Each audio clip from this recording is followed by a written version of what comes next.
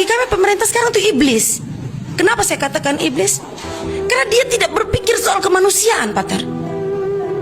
Dia tidak punya hati nurani. Lucu kawan, lucu sekali. Di saat rakyat bersama mahasiswa bersatu supaya undang-undang perampasan aset dan hukuman mati untuk para koruptor disahkan, malah ada mahasiswa, sekelompok mahasiswa yang tidak setuju. Itu kalau di negeri Konoha itu. Apa alasan mereka tidak setuju? Ya macam-macam lah, ini anak itu. Tapi kalau ada orang yang tidak setuju dengan apa? Cuma bagian daripada koruptor yang tidak setuju dengan undang-undang perampasan aset dan hukuman mati. Itu di negeri Konoha kawan, bukan di Indonesia. Kalau di Indonesia kompak-kompak semua orangnya. Yang ini turun, pokoknya bersatu.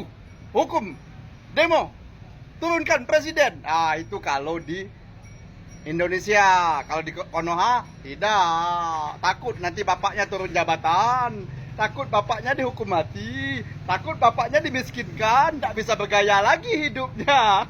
Dari sore tadi berita penolakan kami ini berseliweran di beranda saya ini. Jadi kalau saya cuman ya gampang, itu hak mereka.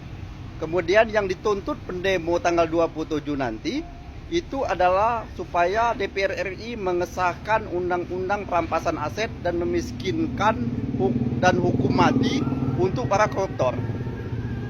Nah, kami ini tidak setuju, tidak mendukung. Silakan masyarakat Indonesia simpulkan sendiri kalau orang tidak mendukung, kira-kira ada apa dan ada apa dengan mahasiswa-mahasiswa ini. Lebih parah lagi, rekening saya ya, uang pribadi saya dan uang donasi dari teman-teman 80 juta 900 sekian juga diblokir. Ada buktinya ini. Iya. Betul.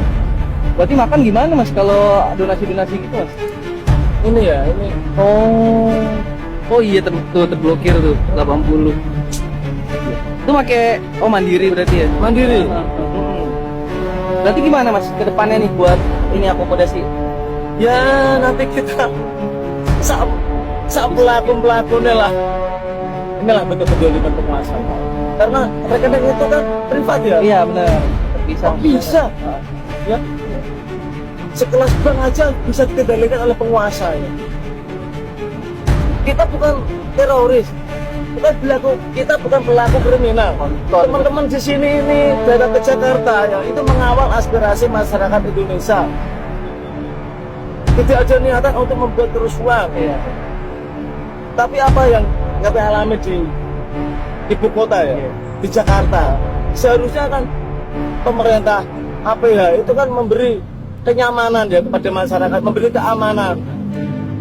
Tapi faktanya apa yang kami rasakan di Jakarta ini parah ya. Jakarta keras. Dari kemarin sampai hari ini di beranda ini dipenuhi dengan narasi-narasi orang-orang yang tidak tahu juntrungannya dari mana, menyudutkan mahasiswa-mahasiswa UI yang demo kemarin di Bundaran HI itu. Jadi seakan-akan di sana itu demo besar akan runtuhkan negeri ini, kemudian ada perputaran uang yang sangat besar sekali. Nah, itu. Jadi begini kawan. Jadi mengemukakan pendapat dari ini hak semua orang dilindungi oleh undang-undang. Nah, yang sekarang kalian pikirkan, coba pernah kalian menarasikan atau protes dana MBG itu yang berapa ratus triliun setiap tahun itu, yang sudah ternyata terbukti ada koruptornya di sana itu, ada kalian protes?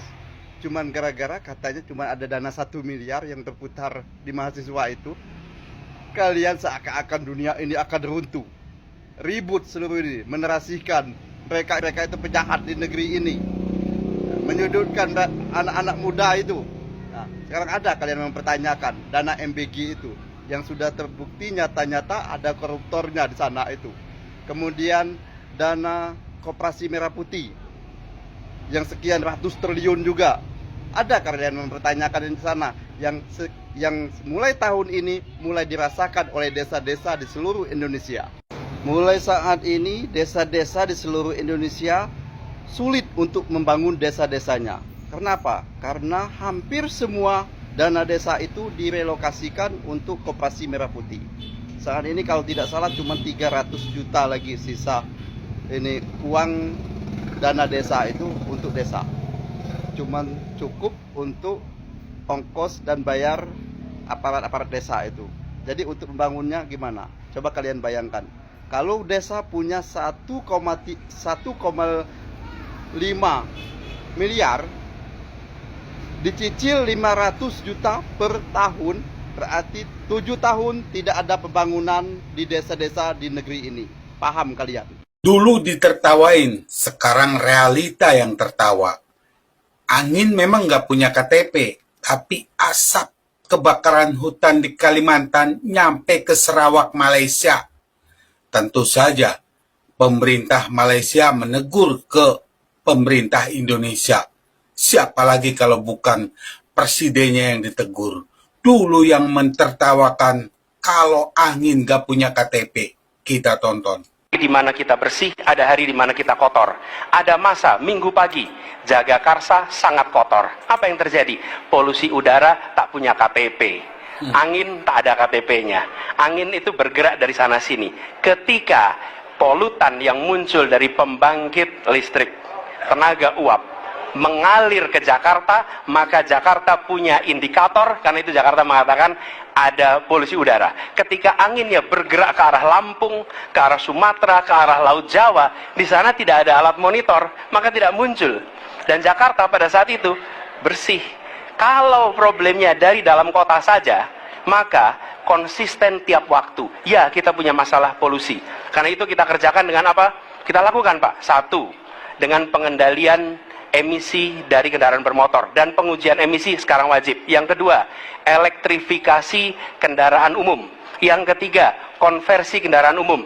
Dan dulu yang naik kendaraan umum hanya 350.000 per hari, sekarang 1 juta per hari. Jadi itu kita kerjakan untuk menangani soal polusi di Jakarta. Baik. Masih ada waktu, Bapak? Cukup? Ya. Kami persilakan kepada calon presiden nomor urut 2 untuk kemudian menanggapi jawaban dari calon presiden nomor urut 1. Waktu Bapak 1 menit dimulai dari sekarang. Ya susah kalau kita menyalahkan angin dari mana saja, ya. Jadi saya bertanya dengan anggaran segitu besar jumlah ya, langkah-langkah yang bisa dilakukan untuk dengan real dalam 5 tahun mengurangi polusi, juga di mana rakyat Jakarta begitu banyak yang mengalami sakit pernafasan. Jadi saya kira kalau kita dengan gampang menyalahkan angin, hujan dan sebagainya, ya mungkin tidak perlu ada pemerintahan kalau begitu, ya. Terima kasih. Ya. Masih ada waktu. Sekarang dia Akan menambahkan ditegur cukup. sama Baik. Baik, selanjutnya kami Malaysia, berikan kan? kesempatan kepada calon presiden nomor urut 1 untuk menanggapi tanggapan dari calon presiden nomor urut 2. Waktunya 1 menit dimulai dari sekarang. Ya, inilah bedanya yang berbicara pakai data, yang berbicara pakai fiksi. Oke? Ini pakai data.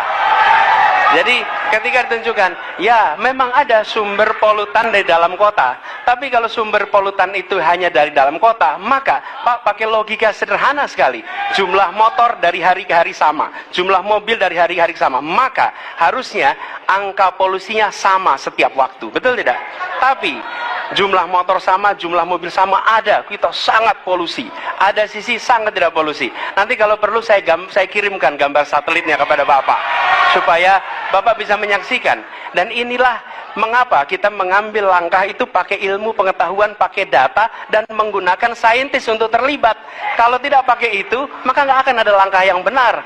Dan ini kemudian saya teruskan, Pak, bagaimana pengendalian itu dikerjakan untuk dalam Jakarta. Jika saya terpilih presiden, maka yang luar Jakarta saya kendalikan juga, Pak. Baik. Oke, sekarang kita mengerti maksud ucapan Pak Anies. Angin memang tidak punya KTP. Sekarang dia baru ngerasain asap dari kebakaran Kalimantan itu menyeberang ke Malaysia, ke Sarawak. Tentu saja yang ditegur bukan Pak Anies, yang sekarang duduk jadi presiden, yang dulu mentertawakan. Gimana menurut pendapatmu? Salam.